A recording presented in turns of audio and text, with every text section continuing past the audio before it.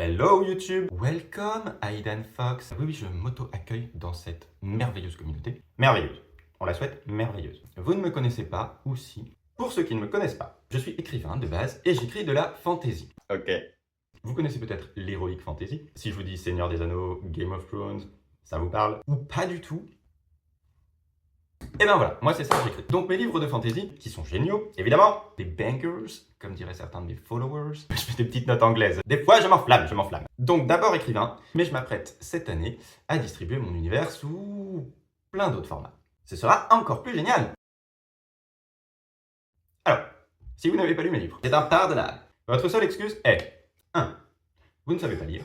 Excuse valable, quoique un peu moyenâgeuse, il est encore temps d'apprendre. 2. Vous n'êtes pas branché fantasy. 1. Pour vous, Gandalf est une marque de chaussures et Game of Thrones un jeu de cartes.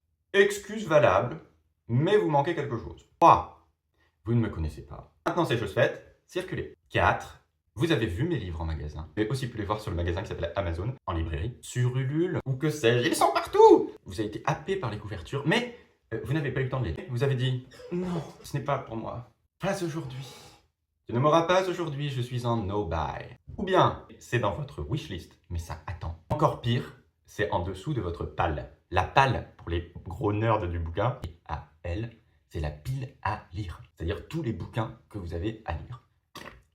Bref, vous avez vu le livre en magasin, ou il est en magasin chez vous, mais vous ne l'avez pas lu.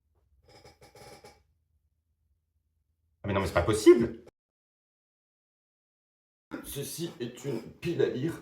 Une pile à lire qu'on dira modeste. Je connais des gens qui ont 250 livres dans leur palle ou 500 livres dans leur palle, voire des milliers de livres dans leur palle. Sérieux? Donc autant vous dire que quand le livre est en dessous, il va y avoir un moment avant qu'il arrive à le lire. Ces gens-là, en général, sont capables de lire plusieurs livres par jour. Ils ont mon respect éternel. J'avoue que pour moi, en tant qu'auteur, elle ressemble plus à un pieu sur lequel on empale des victimes. Et pourquoi pas aussi appelé personnage de mon côté. Vous apprendrez très vite que je suis un sadique qui adore faire souffrir ses personnages. Mais si vous suivez mes réseaux par ailleurs, vous le savez déjà. Bien sûr, ceci est une très mauvaise pile à lire. Ne faites pas comme Fox et ne mettez pas plusieurs fois le même livre dans votre pile à lire. À moins que vous n'ayez la mémoire courte et que vous aimiez relire plusieurs fois d'affilée le même livre. Bien sûr, ceci est également une pile à lire Fox, puisque vous voyez qu'il n'y a que des titres de lui-même. Bien évidemment, Fox a beaucoup de fois ses propres livres et il les relit régulièrement pour ne pas oublier ce qu'il écrit lui-même. C'est un auteur qui ne sait lire personne d'autre. Son ego a atteint des dimensions invraisemblables, à tel point qu'aujourd'hui, le poids qui pèse sur sa poitrine n'est pas celui des livres que vous voyez dans sa palle, et bien celui de l'ego qui pèse sur son cœur flétri. Ah.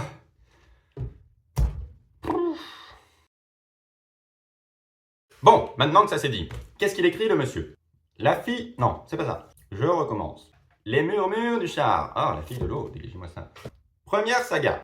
Oui, parce que chez moi, ça vient par saga. 1, 2, plus 3, trilogie. Comme la trilogie de dessert ou la trilogie de chocolat qu'on prend au resto, celle-ci s'appelle Les murmures du char. Oui, je sais pas pourquoi je vous la fais comme ça, mais ça lui donnait un petit air mystérieux, voilà.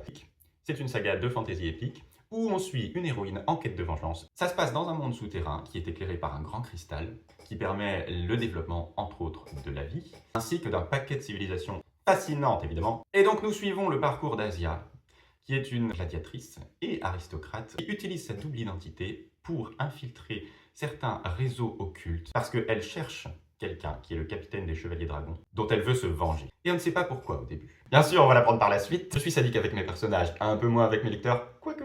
Et donc il y a plein de classiques de fantasy réinventés. Elle va entre autres apprendre la magie noire, rencontrer la reine des elfes, et j'en passe. Alors ça c'est joli. Vous avez par exemple en tête de chapitre des jolis dessins qui sont de moi-même, Aidan Fox, votre serviteur. Parce que j'aime bien dessiner sur papier, rajouter ensuite mes dessins en début de chapitre. Bien sûr vous avez des cartes. Je ne résiste pas à l'idée de vous lire les 2 premiers paragraphes. Valeria esquiva le coup d'une élégante courbette, assortie d'un salto arrière parfaitement exécuté. Son adversaire était coriace.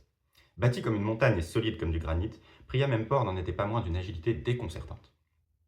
Croisement incongru d'un troll des cavernes avec un humain, son faciès était d'une repoussante laideur et qui n'en finissait pas de perturber la jeune femme. Quel comble pour elle qui se considérait comme un modèle de grâce. Non pas que les gladiateurs qu'elle avait l'habitude d'affronter soient d'une beauté époustouflante, mais celui-ci était particulièrement moche. Ses yeux étaient beaucoup trop rapprochés, son front proéminent lui donnait un air faussement sauvage qu'elle trouvait ridicule. On parlait de la disproportion tout bonnement absurde de ses membres. Une offense à la nature, de toute évidence.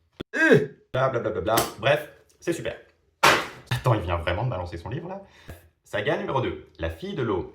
Ah, oups, tome 2. Fun fact, quand je suis en salon, les gens prennent le tome 2, lisent le résumé du tome 2, et je leur dis, vous savez, c'est un tome 2, vous allez vous spoiler là, lisez plutôt le résumé du tome 1. Alors là, il y a deux réponses. La première qui est, oh mais oui, vous avez raison, je vais me spoiler, donnez-moi le 1. Très bien. La deuxième qui est un peu plus surprenante, évidemment, j'avais remarqué, et où là, je me sens un peu concon, mais en même temps, je me dis, pourquoi vous lisez le résumé du tome 2 avant le résumé du tome 1? What is wrong with you? La fille de l'eau, tome 1.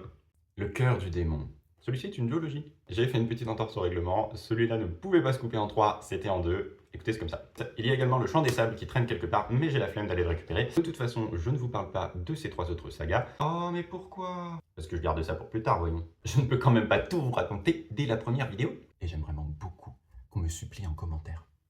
Mais genre beaucoup, beaucoup. C'est une addiction. Une addiction aussi forte que celle des cris de mes personnages qui me supplient de les épargner.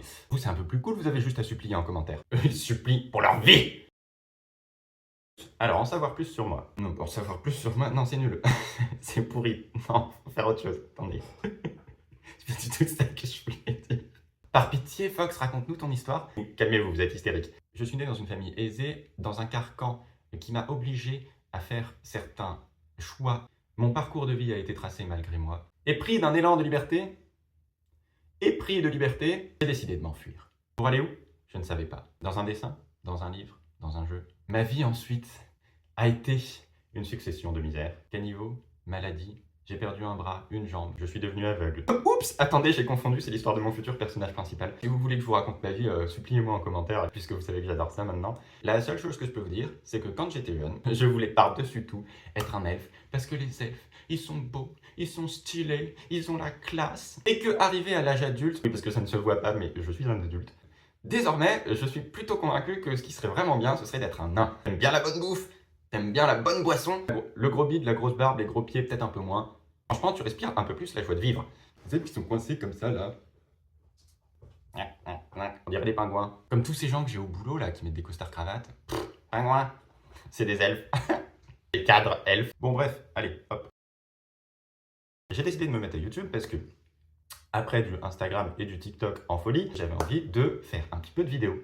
Mon format de communication le plus adapté, c'est généralement sous des posts Instagram avec beaucoup de textes, beaucoup d'écrits. Parce que j'aime bien développer un propos, argumenter, montrer les différents points de vue. Je sais que vous êtes beaucoup à apprécier. Et du coup, c'est quelque chose qui est long. Le problème, la vidéo sur les réseaux sociaux, eh ben, c'est pas très adapté pour faire ce discours un peu plus dense, un peu plus long. Et le format aujourd'hui qui favorise davantage les formats TikTok ou les Reels plutôt que les publications m'empêche un petit peu de faire ça. Donc, quel est le format vidéo sur lequel les gens viennent, pas pour scroller, mais parce qu'ils ont envie de passer un petit peu de temps sur une vidéo sympa? YouTube. Bon, à ce stade de la vidéo, vous vous dites « Ah, c'est juste un écrivain. La chaîne est rigolote, mais bon, je suis pas très branché livre. » Eh bien, que nenni! Il va bientôt y avoir du format graphique, des infos sur l'univers, du jeu de rôle, plein de choses qui tournent autour du simple roman et qui vont développer l'univers sur d'autres formats. Ainsi que, comme d'habitude, de l'humour. Sauf si vous me dites « Ouh, nul! Rentre chez toi, Fox !» Hein? Mais je suis chez moi. Bien sûr, si vous me dites ça, je ne vous écouterai pas. Parce que...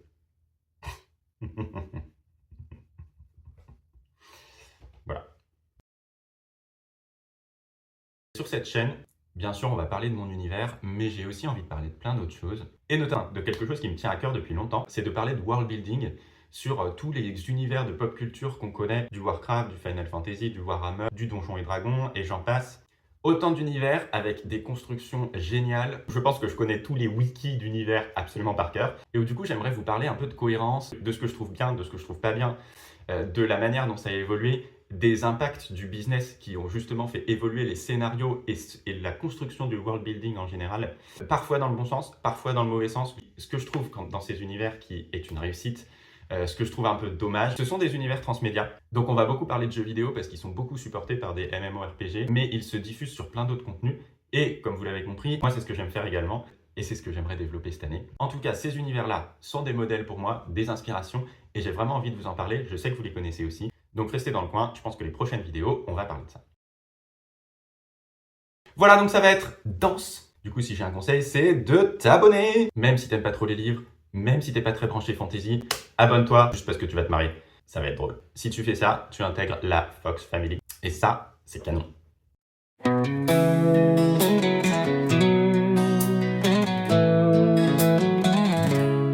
Dans son salon, Aidan s'installe, armé d'un stylo, c'est un vrai carnage.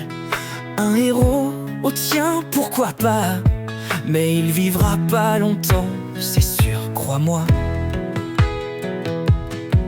Il crée des royaumes qu'il détruit le lundi, des quêtes épiques sabrées le jeudi.